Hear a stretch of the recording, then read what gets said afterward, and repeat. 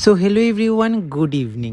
এই ভিডিওতে থাকছে আমার জন্মদিনে আমার পরিবারের মানুষ, আমার বেস্ট ফ্রেন্ড আমার জন্য কি কি করলো আমার দিনটা স্পেশাল করার জন্য সব কিছুই। সত্যি এবছরও আমি অনেকটা মিস করলাম আমার জন্মদিনে আমার একজন কাছের মানুষকে। যাই হোক, প্রথম থেকেই বলে দিচ্ছি ভিডিওগুলো একটু নড়বড়ে আছে, তার কারণ সবকটা ক্লিপ আমি নিতে পারিনি, সবাইকে দিয়ে একটু একটু করে নেওয়ালাম তোমাদের সাথে শেয়ার করব বলে। আমার জন্মদিন বলে কথা, আমার দাওয়াই আনলো আমার জন্য এই কেকটা, আর আমার বেস্ট ফ্রেন্ড আনলো আমার জন্য এই কেকটা, যে কেকটা হোয়াইট কালার। আর এই কেকের মানেটার মধ্যে কি বোঝানো আছে যেন, আমরা দুজনই যখন আমরা একটা ফ্রি টাইম বসি তখন আমরা গসিপ করি যে আমাদের ভুঁড়ি বেরিয়ে যাচ্ছে, তো এটাই ওই কেকের মধ্যে মানে বোঝানো ছিল। সত্যি বলতে জীবনে বন্ধু পাওয়া তো ওর মতন। যদিও আমি অনেকটাই খুশি ছিলাম কালকের দিনে, যদিও দিনটা আমারই একটা স্পেশাল দিন ছিল।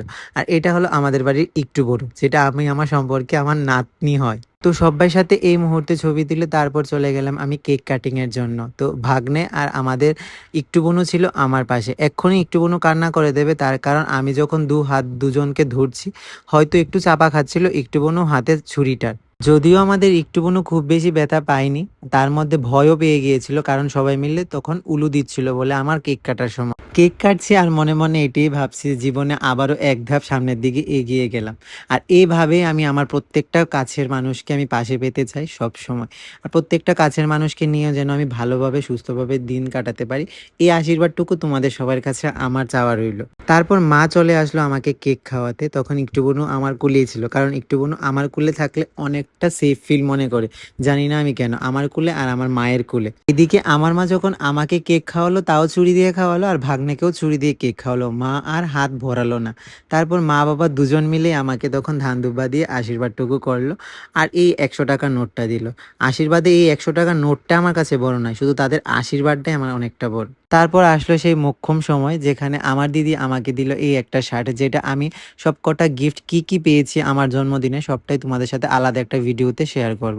তো এখন শেয়ার করছি, চলো আমার বেস্ট ফ্রেন্ড আমাকে কি কি গিফট দিল এই কটাই। ফার্স্টেই দিয়ে দিল আমাকে একটা চকলেট, যেটা আমি নেশাখোরের মতন এই চকলেটটা আমি কন্টিনিউ খাই। আমার বেস্ট ফ্রেন্ডের দেওয়া প্রত্যেকটা গিফটই আমার কাছে অনেকটাই ভালো লাগলো। শুধু বেস্ট ফ্রেন্ডের মধ্যে গিফটের সম্পর্ক হয় না, বেস্ট ফ্রেন্ডের মধ্যেও কিন্তু ভাই বোনের সম্পর্ক অনেকটা আছে আমাদের। গিফটগুলো খুলছি আর আমি আমার বেস্ট ফ্রেন্ডকে বলছি যে তুই আমাকে বলেছিলি যে মিন্ত্রার উইশ লিস্ট আমাকে পাঠা, আমি তোর কি কি ড্রেস পছন্দ করে রাখলি সেটা দেব।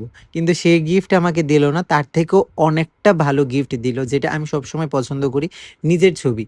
এমনটা নিজের ছবি পছন্দ করি, এমন ঠিক মানুষের সাথে মেমোরিজ বন্দি করতেও আমি অনেকটা পছন্দ করি। যদিও আমি বেস্ট ফ্রেন্ডও আমাকে কি গিফট দিল আমি সবটাই তোমাদের সাথে আলাদা একটা ভিডিওতে শেয়ার করব। সবকটা গিফট যখন আনবক্সিং করে তোমাদের সাথে শেয়ার করব, তখন এই গিফটটাও আমি আবারও দেখাবো। তো সত্যি তোমরাও জানিও এখন এই গিফটটা কেমন লাগলো। আর তখন আমি বেস্ট ফ্রেন্ডকে এটাই বলছি যে তুই আমাকে বললি এক দিলি আরেক। তো যাই হোক, অনেকটা ধন্যবাদ। যদিও বেস্ট ফ্রেন্ডের মধ্যে ধন্যবাদ বলাটা মানে থ্যাংক ইউ বলা জিনিসটা ঠিক না, কারণ দোস্তি মে নো থ্যাঙ্কস নো সরি। এবছর আমার জন্মদিনে যেমন আমি আমার প্রত্যেকটা স্টুডেন্ট থেকে অনেক ভালো ভালো উপহার পেলাম, এমন বেস্ট ফ্রেন্ডের কাছ থেকে, এমন মা বাবার কাছ থেকে, এমনকি দিদির কাছ থেকেও। দিদির কাছ থেকে কি কি গিফট পেলাম তোমাদেরকে এটাও দেখাবো অন্য একটা ভিডিওতে। জন্মদিন হোক বা অন্য কিছু অনুষ্ঠান, গিফট পেলে কে খুশি হয় না বলো? গিফট পেলে সবাই খুশি হয়। তার মধ্যে আমার হাতে লক্ষ্য করে দেখবে একটা সিলভারের রিসলেট আছে, আর এটাই আমার দিদি দিয়েছে। যদিও এটা আমি খুব ক্লোজ থেকে তোমাদেরকে দেখাবো অন্য একটা ভিডিওতে। যখন আমি এই গিফটটা খুলছিলাম আমার বেস্ট ফ্রেন্ডের দেওয়া, তখন এই গিফটটা খুলে আমি একদমই অবাক হয়ে গেলাম। তার কারণ আমি দুদিন আগেই ফ্লিপকার্টে এই ল্যাম্পশিটটা আমি সেভ করেছিলাম, যেটা আমি কিনবো। কোইন্সিডেন্টলি আমার বেস্ট ফ্রেন্ড আমাকে এটা গিফট করে দিল। এটা বলে আমি ওর সাথে আরো হাসছি আর খুশি হচ্ছি। তোমরা দেখতেই পারছো আমি কতটুকু খুশি এইসব নিয়ে। যদিও আমি গিফট পেয়ে এতটা খুশি না, প্রত্যেকটা কাছের মানুষ আমাকে নিয়ে এতটা ভাবে, এটাতেই আমি অনেকটা খুশি। হ্যাঁ, ল্যাম্পশিটটা অনেকটাই সুন্দর দেখতে। জন্মদিনে আমি কি কি গিফট পেলাম সবকটা গিফটই কিন্তু আমি একটু একটু করে তোমাদের সাথে তুলে ধরলাম। তো তোমরা জানিও আমাকে কমেন্টে তোমাদের কোন গিফটটা সব থেকে বেশি ভালো লাগলো। আমার তো প্রত্যেকটা গিফটই ভালো লাগলো। যদিও আমি পরের একটা ভিডিওতে তোমাদের সাথে শেয়ার করবো আমি জন্মদিনে কি কি পেলাম।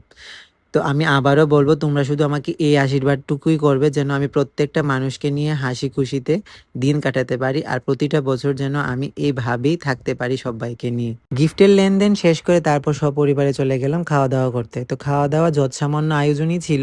তো তারপর খাওয়া দাওয়া শেষ করে দিদিভাইরও বাড়ি চলে যাচ্ছে, আর দিদিভাইকে তখন আমি এটাই বলছি যে রাখির সময় আবারও চলে আসিস।